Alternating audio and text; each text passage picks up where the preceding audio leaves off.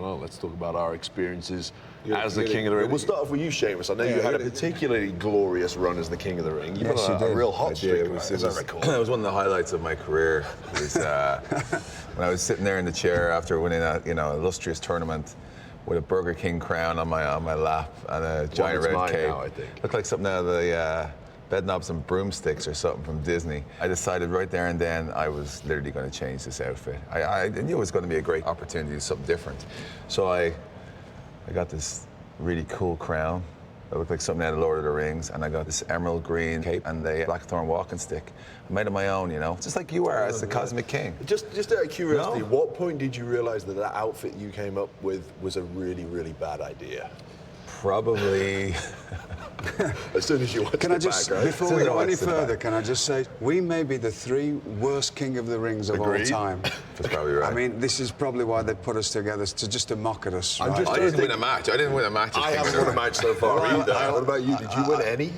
Well, I wasn't really wrestling at the time. I was the GM, so you turned the lights off I became the most powerful entity in the WWE, and it all went to my head a bit, and I got suspended, and I was gone forever. I've never been the same since. But you, in fairness though, like you never wore the cape. You never. No, I didn't. I had nothing to do with any of that because it hadn't been done for a while, and I thought I like the idea of the throne, and then. So it was more of a different concept to go into, and I was trying to get into a real dark place with because I'd done a lot of the comedy stuff, and he was trying to get into a dark place, but I didn't want, I can't help it, right? If you put a crown on me, it's going to be funny, right? Because I got a funny face, right? Just put a crown on anyone. Come on. Well, yeah, but I mean, so that was the whole concept. It was just an idea to put more. To make this most powerful entity thing, even and to just ram it down people's throats. But it was like a real dark character, the actual mindset I had. So there was no, whereas you fellas are sort of back to the old kind of King of the Ring. We dove head first into that. We brought it right back to its roots. Well, most of my career was entertaining, so back at that, in the WWE anyway, so back in a few years before that, if I'd have made the most out of the crown and made a lot of fun out of it. The busty wench, right? You were the busty wench. Yeah, I've dragged up a few times on this show. No, I'm good at it. You look pretty hot though as the busty wench. I do. You did. I do. That was actually funny when I had to drag up that time. They said, we're in Vegas, and it was an idea to do that. It was the spin the wheel thing, because what a classic that is every year, right? The spin the wheel thing. Spin the wheel, make the deal. The idea come up, you getting dragged up, please. No, a lot of people, I think a lot of people don't get that. They ask me to do stuff because I love doing comedy, right? That's what I do. Wrestling and comedy is the 2 things I grew up wanting to do. So, yes, but if I'm going to do it, I'm going to do it right. I want the full Vegas show, girl. I want the thing. Where are we going to get a pair of, I want red high heels. Where are we going to get them? Just happened that we're in Vegas. What size feet are you? Well, I'm actually like nearly a 12, so they went and got me 13 size red, but we're in Vegas, so it was okay. It all worked out nice. And that was probably my favourite thing I've ever done in the entire time I've been in wrestling. Yeah. And that people will go, oh, because I'm supposed to be the wrestling fella. That actual doing that was the most fun I ever had, because there was a lot of the comedy heroes that I've sort of based my act on over the years. I got to do little bits of them in the whole thing, and so I had a ball doing it, I hope you went down the strip afterwards for a few afterwards and just enjoy yourself. I know that's something you've always been really good at throughout your career, is kind of changing it up and doing different things, and that's something I've always tried to do too. And if it's involving a character change or a costume change or a name change or whatever it is. And I know since you came back recently, you kind of had almost a character reboot and then kind of did things a little differently, coming after the smaller internet-based guys and stuff like that, which I thought was pretty cool. What was the inspiration behind doing that? Where did you get that from? I think it's important to change, like you said. Like, we all started off in different roles when we first started the company. Like, when I first came in, William was the one who took me under his wing, and we traveled together all the time. Just after every show, every match, Regal pulled me aside and he'd be like, give me some feedback and try and help me. So, but like when I first came in, I was raw, like no logos, no nothing, just the hair, just a different type of look, just so like different than everybody else. And that went around with that for a while, and then I knew that kind of slowed down, and the King of the Ring thing came up, and I had That great outfit. Which, in fairness, though, is still one of the best Mattel action figures. I told you about I'm that. sure, as well. absolutely. Looks Yes, great I on have the seen show. that one. People love that Yeah. stuff. People love it. And that's the thing, you know, here's a little tip. Anybody watching this, we'll continue with all of us. You're different because you are, you know, you have a unique look, but you still got to reinvent yourself, and we're sort of normal-looking people. Every year you've got to. Oh, thank you very much. Thanks. Oh, thank you. Lovely. Thank you. Thank you. Every year you've got to reinvent yourself, even if it's just a change of boots and trunks, so you can get a different action figure. Because if you don't, a lot of people don't think like that. And I've thought nobody's ever going to buy one of me. Yeah. But Thank you. whoever their hero is at the time, if I pull enough faces to the children and they don't like me, because that's what I do. I always remember what I liked as a child when I used to go to wrestling. I didn't know about technical wrestlers or who was good or who was bad. I just knew what I liked when I was a little child. And I knew the people who pull faces made me scream at them. So that was always my act, right? I'd go out there, I'd make sure I pulled a lot of faces to make the kids scream. And then the mums would be happy because the kids are having a good time. And so if they're going to buy a bad guy, for the good guy to beat up me, right? Smash me up. And that was like the mindset. But there's only so much you can do because I'm just normal. So change your boots, change your trunks, change your robe, whatever else. And we've all sort of done that. And you're the one who don't have to do it probably more than anybody, but you still do because it's a smart thing to do. You just can't rely on what you have, and sometimes you need to change, even for yourself. Like sometimes it feels like when you think about live events and you think about TV, you do literally see yourself in that light all the time, even if the people at home or the fans watching, like they see you on Monday and Is this fish cooked? It seems to have ate all the potatoes. I got some spuds. Want some No, spuds? no, you're Yeah, all right. one No, more. I no, already had some honestly, spuds. keep Go one. on, go on No. there. Go on. I'll Don't take it want off. don't want your cast-offs. There you go. Thanks. There you are. Looks like a shoe. So talking about changes, obviously your career has taken a drastic turn over the last few years, and you're now, most of what you do is Basically, you're saying I'm washed up, right? I'm not saying that at all, of course not. But like, what exactly are you doing these days? What's your kind of roles? Thanks for waiting until I got a mouthful of food to start that. Well, I work in the talent scouting and development, which I suppose in a way I've always done. You know, in one way. For sure, we can vouch for that. I mean, I've always tried to help everybody because, I mean that with all sincerity. Without great people helping me, I would never be here, and I've never taken that for granted. And I've always tried to help anybody who wants the help. And whatever else needs coming up, I'm still obviously I'm NXT general manager, and I work very closely with that show, and with Triple H doing that kind of stuff, and just basically just being me and being over, because when you're over, you're over. So I was in Irish Whip Wrestling, and they had that Whiplash TV show that was on the Wrestling Channel. Then I was green as grass. I didn't know what I was doing. They're trying to learn on the fly, trying to learn with people. Craving to get in the ring of guys who had more experience than I had. So I went over to a show over Celtic Pro Wrestling. Is that what it was? I remember walking in the locker room. Wales. In Wales. I remember, you know, I've seen a lot of the guys who are on it. A lot of them are small guys, you know, who were doing it, like a lot smaller than me. I walked in the locker room. I saw this giant walk in there. I was just like, couldn't believe it. Like, you know, I couldn't believe the size of him. So I don't believe it. I don't believe it. I don't believe it. So he walks in and we start chatting to him, you know, and I got Simon Rochford's the guy from Irish Whip Wrestling. I told Simon about him, and then because Drew had already been there, and so Wade came over to Irish Whip Wrestling, and that was it. Then we all three of us kind of, you know. Well, I remember seeing bonds. you fellas, because when I was in England, like I was a giant. Me and Dave Taylor were the two big fellas, right? Yeah. And then it was like this, because most people were 5'10", right? And then this super breed of, seems to be a generation gap where there's all these big fellas in England now, like yourselves, that you never saw people like that, you know, and it was like, where did these two come from? Yeah, well, it was, I think me, Sheamus, and Drew McIntyre as well. The three of us kind of bonded together over there. We were constantly wrestling each other on the various tours, and we really stood out. And I remember Sheamus always saying that he knew all three of us were going to get hired by WWE one day, and I didn't have the same level of faith as him. I kind of thought that maybe they're going to take one of us, just because historically we didn't tend to have too many Brits or Irish people there at the same time. There was only really space for one at most, two, you know. And that's what I always say. Like, I know I did a lot of Be a Star stuff, and like, you know, obviously from my own background, I've like suffered a lot of that. If if you guys have seen True Detective season 2, Colin Farrell's son is a round ginger. That's what I look like as a kid. But so be a star was very important to me. But it's like I try to tell all the kids, like, you know, if you want to do something, if you want to achieve something, don't let anyone say you can't do that. Believe in yourself and you can achieve it. But you see some of these people who are like, they make excuses not to try, not to make an effort, not to take a chance, and then it's like it's everyone else's fault. For the guys who made it, like, oh well, you know, I can't stand them, or like he's such and such, he's you know, he's a piece of crap, because they know, like, they took the chance, he didn't, you know. So it's like, well, the only way I make myself feel better if I bring him down and I bring, you know, everyone else down. But anyway, we're talking about Irish, we're talking about wrestling. Yeah. I think Wade's got a new gimmick after the King, which is the shoveler. Oh no, not the shoveler. Oh God, what a story. So pray tell, what is the shoveler? Okay, so I don't even can tell this story. I don't know.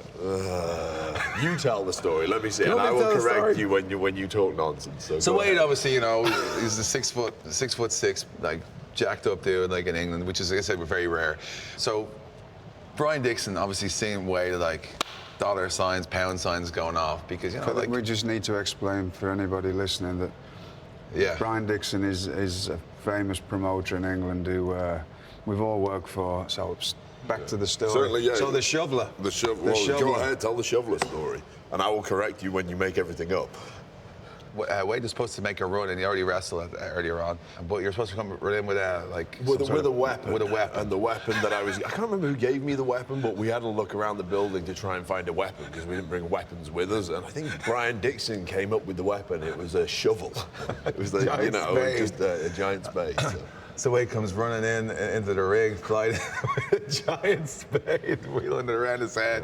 Brody Steele's looking at him. James Mason's looking at the whole crowd like, just like. So Triple H has a sledgehammer. I've got a shovel. You've got a shovel. That's going to be my. It would have been better than a choice. potting trowel. You could have come in with one of them.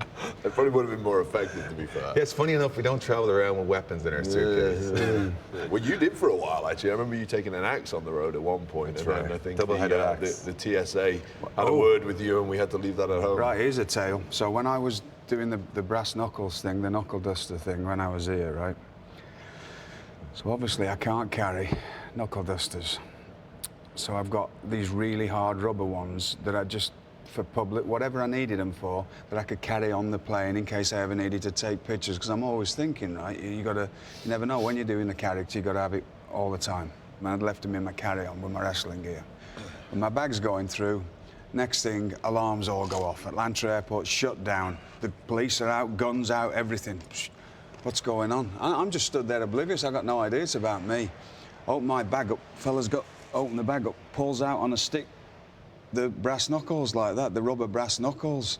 It's a weapon, right? You can't take a weapon on a plane. This was right after it, so it was all serious stuff. So I'm trying to explain myself. Now, you know, and there's all these businessmen behind me and all people just staring now, and I'm purple. I'm so embarrassed. And I'm going, yeah, these ones, and I have to, you know, and I just wanted to just ground open up and swallow me, you know what I mean? Just crawl up my own backside. I'm so embarrassed. Next thing, 2 of the security guards come over and recognized me. They went, hey, Regal. And they took the things off like that, and they put them on, and they're going, ah! And they're like pretending to wrestle each other and hit each other with these knuckles. And I'm, oh, please, just put them back in the bag, for God's sake. And I've got all these businessmen just looking at me like, it's pathetic, man. And so they stuck them on, and so that was the end of me carrying any weapons with me. So I first show with Dixon. Very excited to be there. I've been emailing him forever, trying to get over. Finally got on. I'm in there with a guy called Mikey Whiplash. We won the match. So we're late. There was like 2,000 people, kids and parents in the ring. So they're like, oh, say something to the crowd there, Seamus. I was like, yeah. All G'd up. Took the mic, went off about how great we were, how we're going to win this tournament, and how everybody in the crowd were a bunch of Right away. I can imagine. Apparently Brian Dixon was nearly having a heart attack. I was like, yeah, did you hear the reaction from the crowd? They hated me. Walked back. Actually, as I said it, turned around, Mikey Whiplash's face is like this. I get back to the back, all the boys are laughing, including Robbie, and Robbie's all like, all right, And he goes, you know what you said? And I said, yeah, I said, He goes, do you know what that means? I said, yeah, where I come from, it means idiot. He goes, doesn't mean that here. It doesn't mean that in England. And I was like, I don't think it means that in the USA either. No, it So doesn't. let's move on pretty rapidly from that that story's well gone.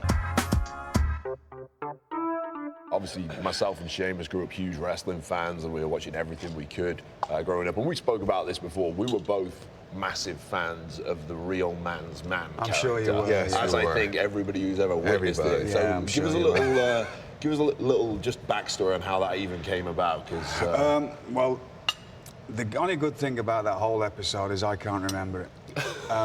I'd gone off the We rails. can. So I get let go from WCW in February of '98. And straight away, WWE are on the phone. Can you come here? Because they didn't realise that I'd gone off the rails. And so they brought me in. So I get here and they realise I'm in no fit state for anything. So they send me to do some training, and at the end of that, I broke my leg and my ankle.